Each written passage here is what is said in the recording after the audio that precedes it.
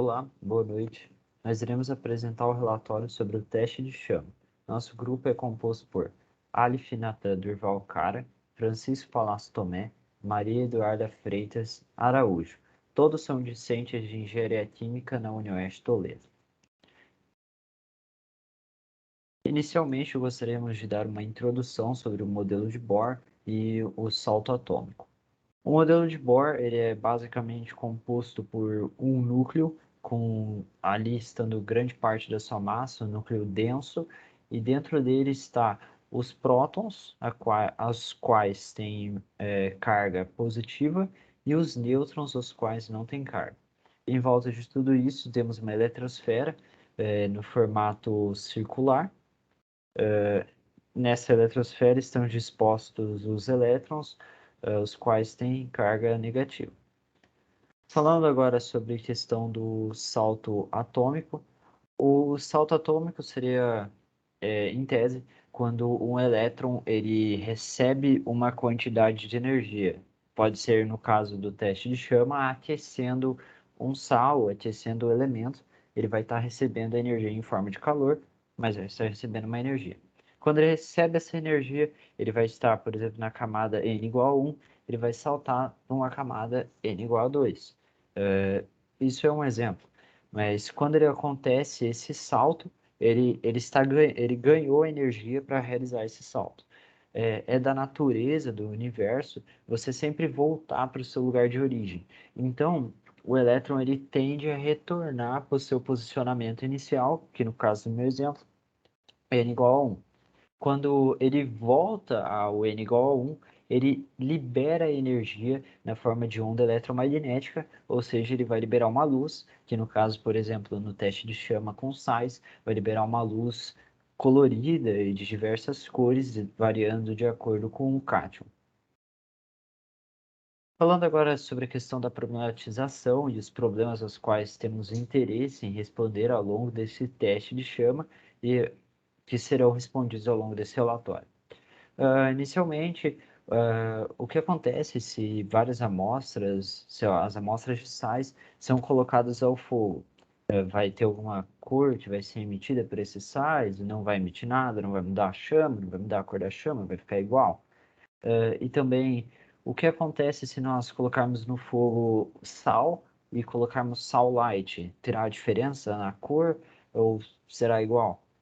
E o que necessariamente está envolvido na mudança de cor? Se é os prótons, os nêutrons, os elétrons? A partir da questão do salto atômico, já dá para ter uma breve noção do que está envolvido na questão da emissão de cor, na emissão de luz. O objetivo seria, em tese, nós aprendermos sobre o bico de Bunsen, também aprendemos sobre quais a luz que cada cátion irá emitir, assim, analisando a luz, por que ela é emitida, e analisarmos, no geral, a situação e relacionarmos com o modelo de Bohr. Agora, falando sobre a questão dos materiais utilizados ao longo desse experimento. Nós utilizamos o bico de Bunsen com a função de aquecer os sais. Utilizamos o cabo de coure, a qual é a segunda imagem.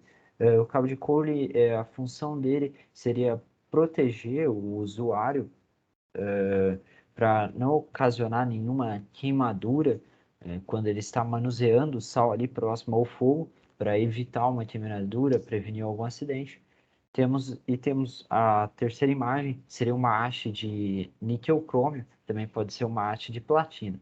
A haste de níquel-crômio é a que foi utilizada ao longo do nosso teste. Alguns materiais aqui.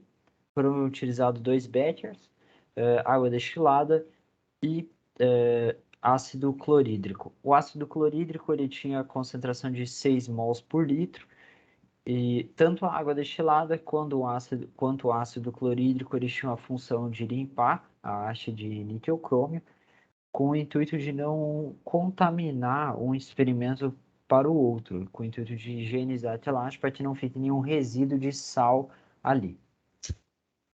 Falando agora sobre a questão do bico de Bunsen.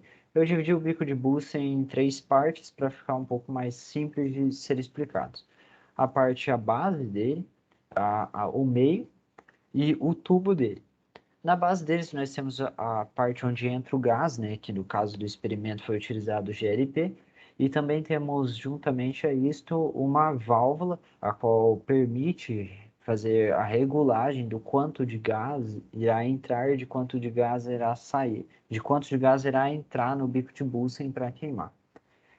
Na parte do meio, nós temos uma, como se fosse uma roletinha ali, uma roldana, aquela roleta, você gira ela e a partir dela você consegue regular quanto de ar vai entrar para fazer a mistura com o GLP. Ou seja, a partir dali você consegue controlar se vai formar uma combustão incompleta, uma combustão completa. Adiante eu irei falar sobre a questão das combustões. Ali na parte de cima do tubo nós temos a questão ali onde irá sair a chama. À direita da imagem, ali nós temos a entrada de gás, que tem uma válvula por mera segurança, né, para controlar se o gás vai entrar na mangueira. E a mangueira é uma mangueira tradicional de cozinha, enfim. Falando agora sobre a questão da combustão. A foto da esquerda, ela traz a combustão desde a combustão incompleta até a combustão completa. A combustão incompleta é quando falta oxigênio e a combustão completa é quando temos uma mistura, entre aspas, perfeita, e daí isso vai influenciar. No caso, quando temos na combustão incompleta, acaba formando carbono, né, que seria a fuligem, e daí ela fica com esse aspecto amarelado a chama. Agora, quando temos uma combustão completa, ela fica com aspecto azulado, o qual seria o ideal para realizar esse experimento. Também temos as zonas dentro da chama do bico de Bunsen. Temos a zona redutora e temos a zona oxidante. A zona oxidante é a qual tem as maiores temperaturas, variando de 1540 até 1560, uma temperatura bem alta, e a zona redutora já tem uma temperatura bem inferior, por volta ali de 530 graus Celsius. E agora eu irei passar para o Alif o tema a qual ele irá apresentar. Bom, eu irei apresentar agora cada sal que foi utilizado no teste de chama, o respectivo cátion, o nome e a reação de decomposição. Começando pelo cloreto de lítio, ao se realizar o teste de chama com esse sal, ele apresentou um espectro de luz vermelho. O cátion dele é o lítio, e a reação de decomposição é essa aqui no slide, que é o 2LiCl mais O2, que se transforma em Li2O mais 2HCl, que se transforma em 2LCl mais H2O. Seguindo para o cloreto de sódio, o cátion dele é o sódio, o espectro de luz dele é o espectro de luz amarelo, quando submetido ao teste de chama. A reação de decomposição é o NaCl mais O2, que se transforma em Na2O mais 2HCl, que se transforma em 2NaCl mais água. O cloreto de potássio, que foi o terceiro das amostras, ele apresentou um espectro de luz violeta. A reação de decomposição dele é o 2KCl mais O2, que se transforma em K2O mais 2HCl, que se transforma em 2KCl mais água. O cátion desse sal é o potássio. O cloreto de cálcio apresenta como cátion o cálcio. Ele apresentou um espectro de luz laranja quando submetido à chama. A reação de decomposição dele é o KCl2 mais O2, que se transforma em KO mais 2HCl, que se transforma em 2KCl mais água. No cloreto de estrôncio, nós temos a presença de luz vermelha quando submetido à chama. A reação de decomposição dele é o cloreto de estrôncio mais O2, que se transforma em SRO mais 2 ácido clorídrico, que se transforma em cloreto de estrôncio mais água. O cloreto de bário, que foi o o sal ali do meio das amostras, ele apresentou o espectro de luz verde, e a reação de decomposição dele é o BaCl2, que seria cloreto de bário mais O2, se transforma em BaO, mais 2 ácido clorídrico, que se transforma no cloreto de bário novamente, mais água. O cátion desse sal é o bário, e dando continuidade no cloreto de cobre, nós temos a cor azul quando realizado o teste de chama. A reação de composição dele é cloreto de cobre mais O2, que se transforma em CuO mais 2 ácido clorídrico, que se transforma novamente em um cloreto de cobre mais água. O cátion desse sal aqui seria o cobre, e o sulfato de sódio ele apresenta um espectro de luz amarelo. A reação de decomposição dele é o sulfato de cobre de sódio mais oxigênio, que seria a reação de queima, mais Na2O, mais 2 ácido clorídrico, que se transforma em ácido, não, em cloreto de sódio mais água. O cátion desse sal é o sódio. Agora, partindo para o sulfato de potássio. Ele apresentou o espectro de luz violeta, uma reação de decomposição, que seria o sulfato de potássio mais O2, que é a de queima, que se transforma em K2O mais 2 ácido clorídrico, que vira o 2KCl mais água. O cátion desse sal é o potássio. Partindo para o último da nossa lista de análise é o sulfato de magnésio, que apresenta como cátion o magnésio. Ele apresentou a luz no espectro verde quando submetido ao teste de chama. A reação de decomposição é o MgSO4 mais O2, que se transforma em Mg2O mais ácido clorídrico, que se transforma em 2-MgCl mais água. Agora, aqui nós temos a tabela que foi retirada do material didático, que nós tínhamos que completar de acordo com o acordo que o sal emitia, de acordo com o comprimento de onda dela, que os raios ultravioletas, que não temos nenhum. Na cor violeta, no comprimento de onda de 450 nanômetros, temos o cloreto de potássio e o sulfato de potássio. No espectro azul, de 500 nanômetros, nós temos o cloreto de cobre. No comprimento de 550, que seria a cor verde, nós temos o cloreto de bário e o sulfato de magnésio.